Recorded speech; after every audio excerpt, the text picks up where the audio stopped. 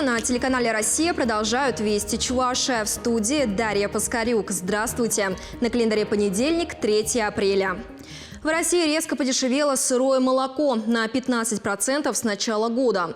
Деловое издание «Ведомости» сообщает, что это связано с излишним предложением этого продукта на рынке.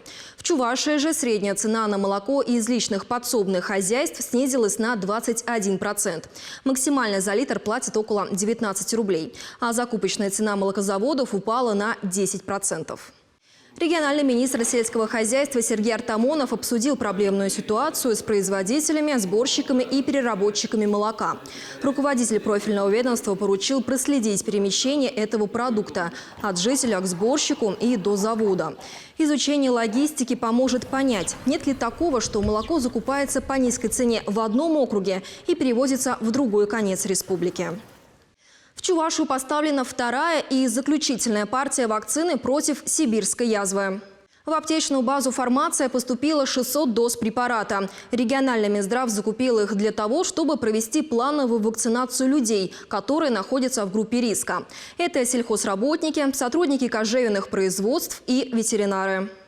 Теперь чебоксарцам, в частности жителям юго-западного района, придется выбирать маршрут заранее или выходить из дома заблаговременно. Октябрьский мост ушел на ремонт. Из-за проведения работ на левой половине проезжей части передвигаться машины в оба направления будут только по правой стороне моста. Ограничение будет действовать несколько месяцев, до конца октября. Невидимые миры, уникальные места и невероятные ракурсы. В России стартовал прием заявок на участие в конкурсе «Снимай науку». Его организатором выступил телеканал «Наука». Побороться за призы могут все желающие. За 5 лет на конкурс было отправлено свыше 9 тысяч работ. Организаторы утверждают, наука – это творчество. Поэтому и в этот раз ждут материалы, которые передадут всю сложность и уникальность работы ученого. В конкурсе 12 номинаций. Кстати, в этом году появится новая спецноминация «Исследуя мировой океан». Фотоработы принимают до 31 мая, видео до 4 сентября. «Остаться бы мне песней». Под таким названием в литературном музее в Чебоксарах открылась выставка, посвященная 110-летию со дня рождения чувашской писательницы, драматурга и поэтессы Ираиды Петровой. Творческий путь писательница начала в 1955 году.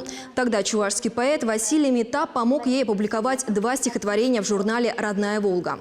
В 1973 году вышла в свет историческая драма в стихах «На распутье».